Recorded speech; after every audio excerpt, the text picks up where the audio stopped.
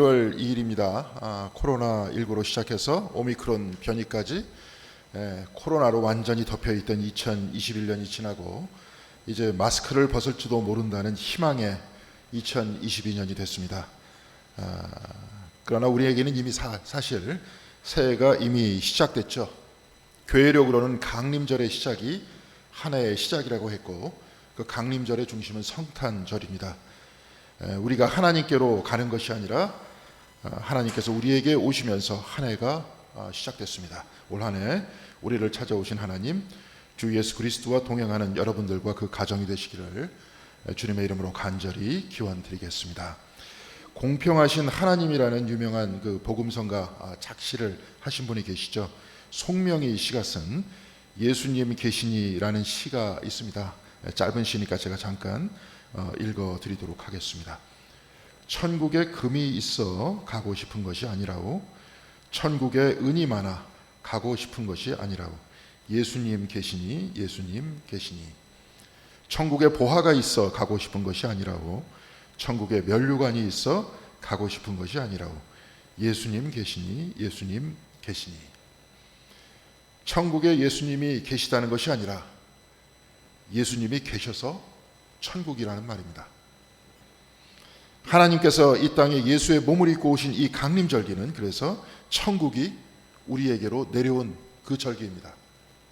강림절 이후 천국이란 우리에게 오시어 우리 가운데 계신 하나님을 믿고 그 말씀에 의지하는 삶이 곧 천국의 삶이다. 이것을 2000년 전에 예수께서 몸으로 우리에게 선언하셨습니다. 그래서 대저택에 살지만 그 안에 예수가 없다면 그냥 이 세상일 뿐이고, 단칸방에 살아도 그 가운데 예수가 있다면 바로 그곳이 천국인 겁니다. 바울이 갈라디아서 2장 21절에 오직 내 안에 예수께서 사신 것이라 이렇게 말씀하시면서 고백했듯이 우리는 내 삶 가운데 예수를 모시고 있는 그리스도인들입니다. 예수를 모시고 예수와 함께 살기 위해 우리는 이렇게 교회에 나와 신앙생활을 하고 있습니다. 아침 저녁으로 시간 내어서 묵상하고 시간 내어서 성경을 읽습니다. 또한 새벽 첫 시간을 주님께 바치면서 그때 얻은 말씀으로 하루의 양식을 삼으려고 노력하고 있습니다. 우리는 이렇게 세상과 다르게 살아가고 있습니다. 왜냐하면 우리 안에 예수께서 계시기 때문에 그렇습니다.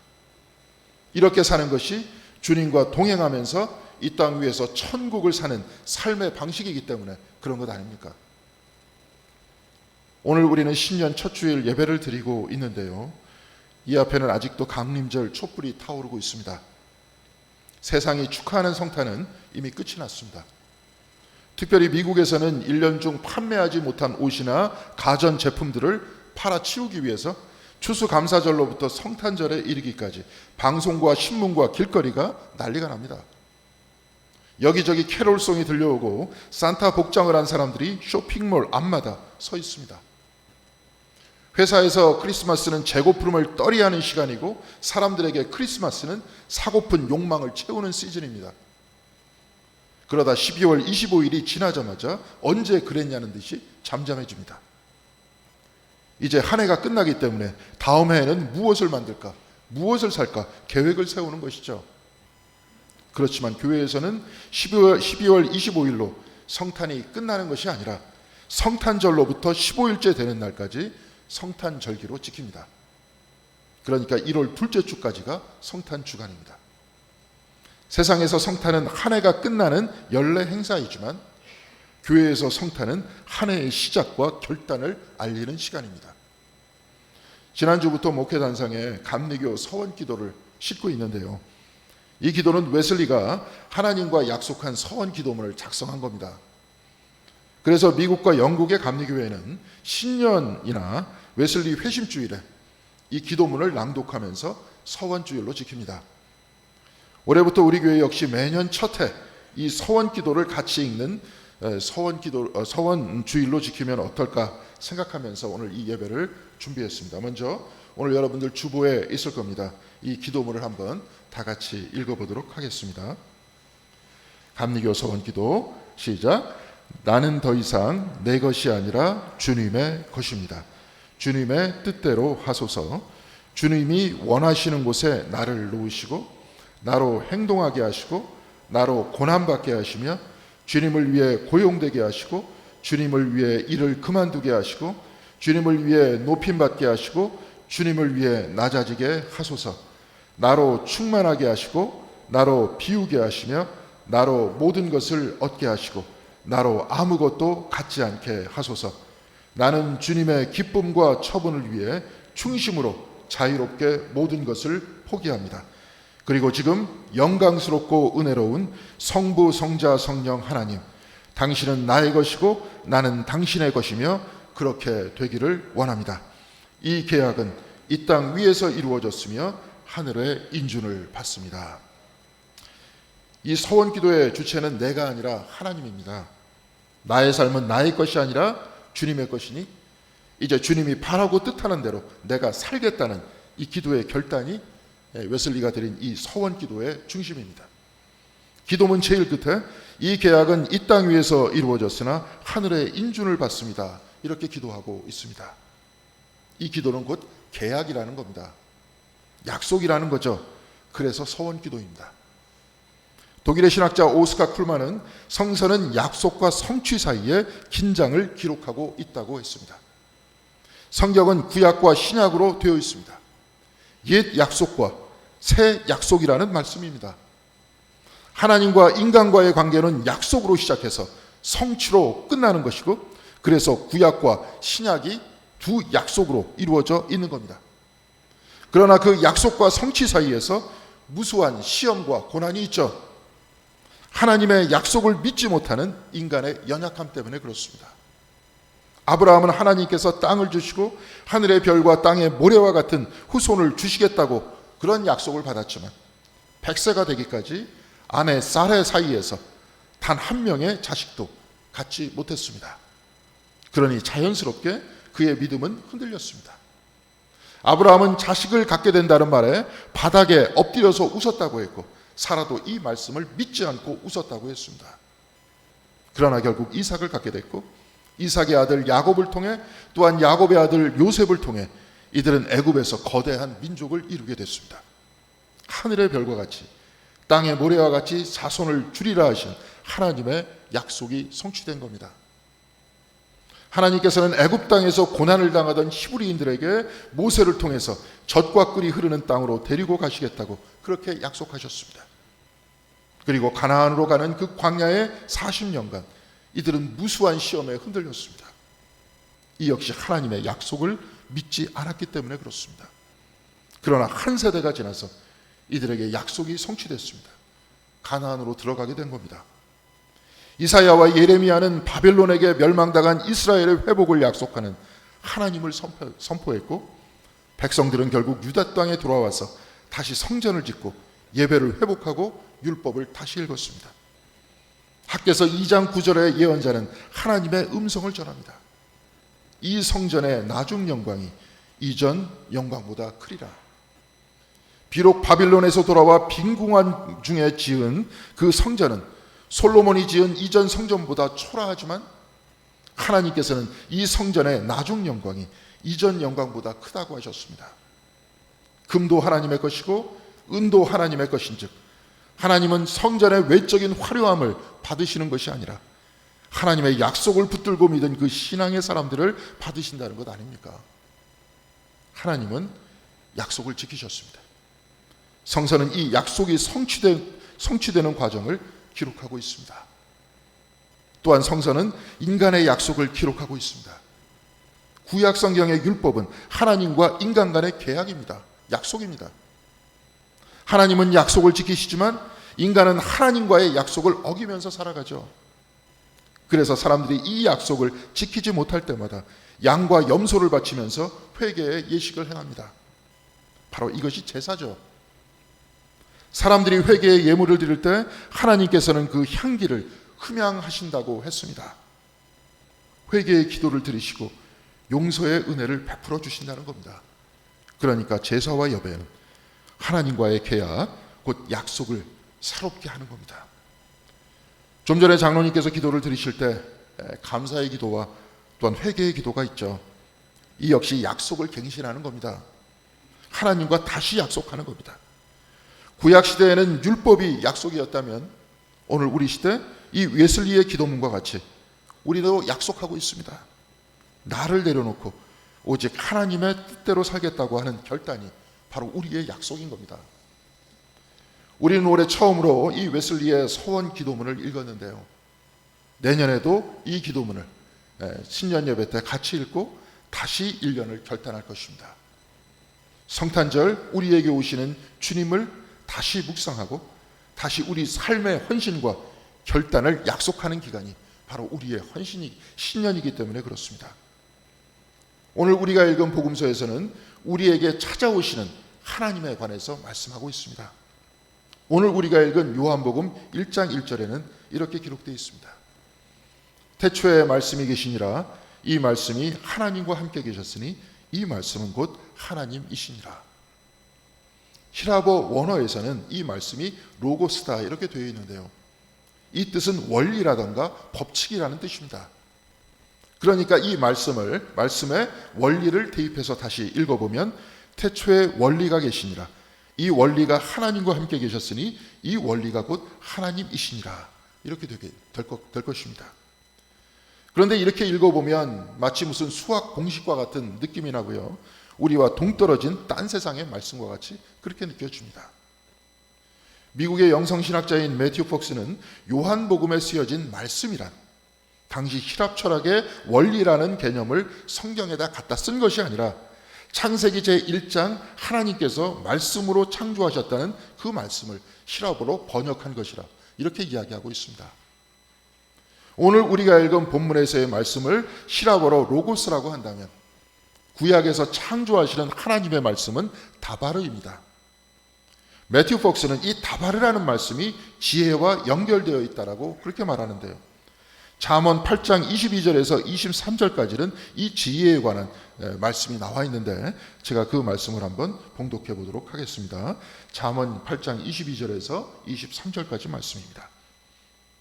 여호와께서 그 조화의 시작 곧 태초에 일하시기 전에 나를 가지셨으며 만세 전부터 태초부터 땅이 생기기 전부터 내가 세움을 받았나니.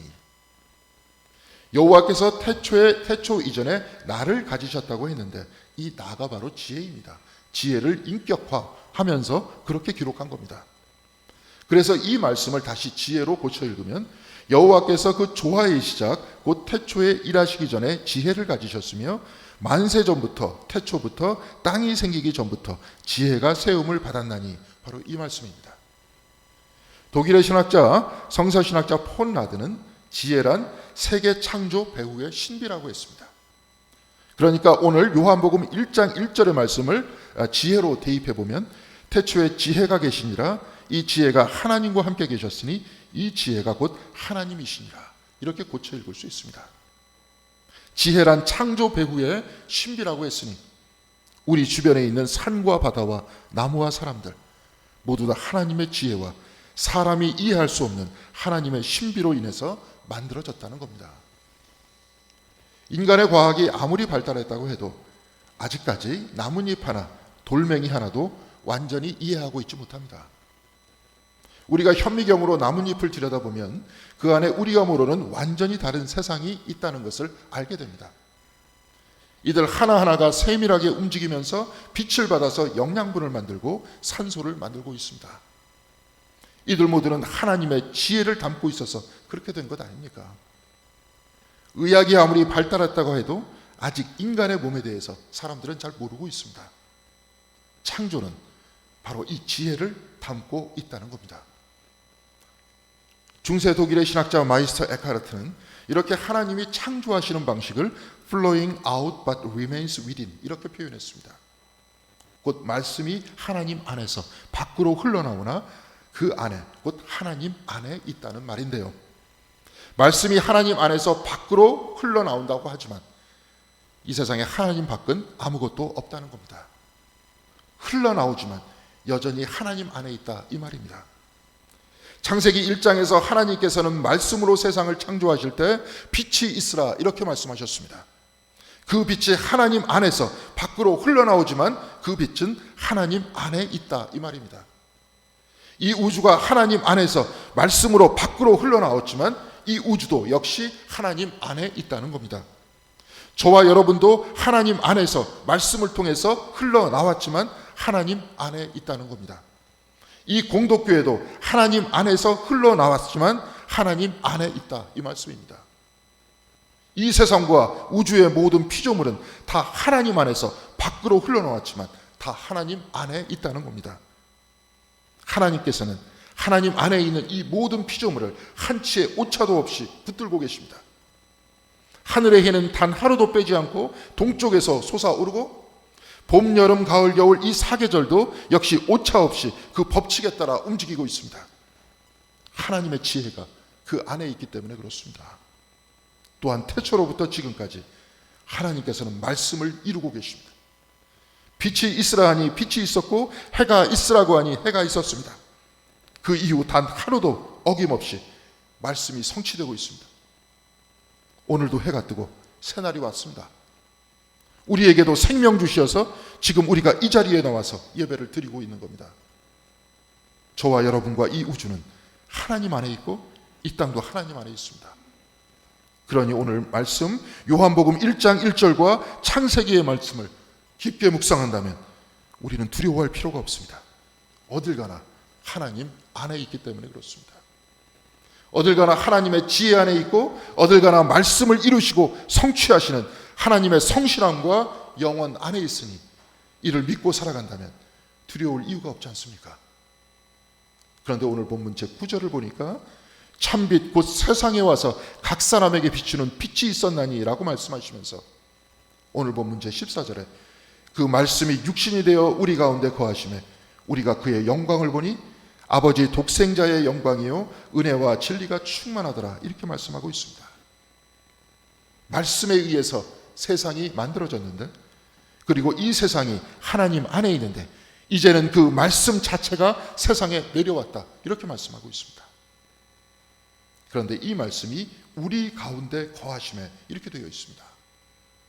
말씀이 육신이 되어 유대 땅 베들레헴에 거하셨음에가 아닙니다. 말씀이 육신이 되어 유대 땅 예루살렘에 거하셨음에가 아닙니다. 과거가 아니고 우리가 살고 있는 이 땅과 다른 저 유대 땅이 아닙니다. 말씀이 육신이 되어 우리 가운데 지금 이 자리에 거하심에 현재입니다. 그리고 바로 이곳에 우리가 있는 이곳에 우리 가운데 거하신다는 말씀입니다. 그런데 5절을 보면 빛이 어둠에 비치되 어둠이 깨닫지 못하더라 이렇게 되어 있습니다. 주님이 우리 가운데 계셔도 깨닫지 못하다는 겁니다. 그런데 본문 제12절에는 영접하는 자 곧 그의 이름을 믿는 자들에게는 하나님의 자녀가 되는 권세를 주셨으니 이렇게 말씀하고 있습니다. 14절에는 말씀이 육신이 되어 우리 가운데 거하심이라고 했습니다. 그러니까 예수를 영접하는 신앙인이 바로 우리입니다. 영접하지 않는 자, 어둠 안에 있는 자는 주님이 같이 있어도 깨닫지 못합니다. 하나님이 만드신 이 세상 안에 있어도 자기 자신이 어디에 있는지 알지 못합니다. 주님이 이 가운데 계셔도 알지 못하지만 영접하는 자, 믿는 자는 우리가 하나님 안에 있음을 알고 그리스도께서 우리 안에 거하신다는 것을 알 수 있다라고 했습니다. 깨닫고 있다고 했습니다. 송명희 시인은 천국에 예수님이 계시다고 하지 않고 예수께서 계시어서 천국이라고 했습니다. 천국은 화려한 금으로 치장한 대궐이 아니고 베들레헴 마국간 말구 위에도 예수께서 계시면 천국이고 나병 환자 시몬의 집도 예수가 계시니 그곳이 천국이라는 것 아닙니까? 아니 더 정확하게 말하면 예수를 영접하는 곳 바로 그곳이 천국이라는 겁니다. 서울의 작은 쪽방촌에도 예수님이 계시면 내가 그곳에서 예수님을 영접하면 그곳이 천국이라는 겁니다. 우리들도 예수를 영접하면 내 삶이 천국이고 우리 공덕교회도 예수님이 계시고 우리가 이곳에서 예수님을 영접하면 이곳이 천국인 겁니다. 말씀은 이루어졌습니다. 이제 우리가 영접해야 합니다. 말씀이 이루어진 것이 하나님의 약속이 이루어진 것이라면 영접하여서 주님 모시고 살아가는 것이 우리가 하나님께 약속을 드리는 겁니다. 사랑하는 성도 여러분, 2022년 신년 첫 주 오늘 우리는 감리교회의 서원 기도를 같이 읽었습니다. 이 기도문은 모든 것을 다 하나님께 맡기고 하나님이 은혜 내려주시면 그 은혜 안에 살고, 하나님이 고난을 주시면 그 고난을 받겠다고 하고 있습니다. 주님 모시고 있으니 이제 나의 삶을 떠나 주님 뜻하시는 대로 사랑하고 내려놓고 품어안고 협력하며 살아가겠다고, 성경의 말씀대로 살겠다고 그렇게 약속하고 있는 거 아닙니까? 하나님은 약속하셨습니다. 그리고 성취하셨습니다. 하나님은 말씀하십니다. 그리고 이루십니다. 또한 말씀이 육신이 되어 우리 가운데 거하신다고 했습니다. 하나님께서 우리 가운데 오셨습니다. 2000년 전 저 베들레헴에만 오신 것이 아니라 영접하는 자 그 사이에 오셨고 지금도 우리와 같이 계십니다. 그래서 주님을 영접한 우리를 천국의 백성으로 삼아주셨습니다. 천국은 죽은 다음에 시작하는 것이 아니라 바로 이곳에서, 주님을 영접한 곳에서 시작한다는 겁니다. 사랑하는 성도 여러분, 오늘은 소원주일입니다. 하나님께서 약속하셨듯 우리도 약속하는 날입니다. 하나님이 약속을 성취하고 말씀이 육신이 되어 우리 가운데 거하게 하시어 우리를 천국의 백성으로 삼아 주셨듯이 우리도 성경의 말씀을 성취하면서 사는 이 약속의 삶을 살아야 하지 않겠습니까? 우리의 약속이란 말씀대로 사는 겁니다. 서로 사랑하라 했으니 사랑하고, 용서하라 했으니 용서하고, 모든 것을 참아내라고 했으니 참아내고, 겸손하라 했으니 겸손해야 하지 않겠습니까? 사랑하는 성도 여러분, 2022년 우리는 다시 웨슬리의 기도문을 읽으면서 우리도 말씀을 이루는 약속의 백성들이 여러분들 모두가 다 되시길 바랍니다. 이를 위해 더욱더 열심히 예배에 참석하고 더 말씀을 사랑하고 더 기도하고 더 사랑하는 한 해가 되시길 바랍니다.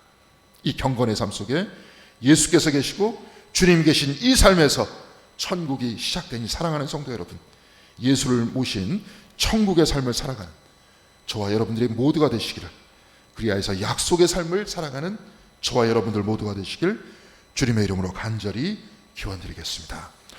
기도하시겠습니다. 주님이 2022년 이제 새해가 밝았습니다.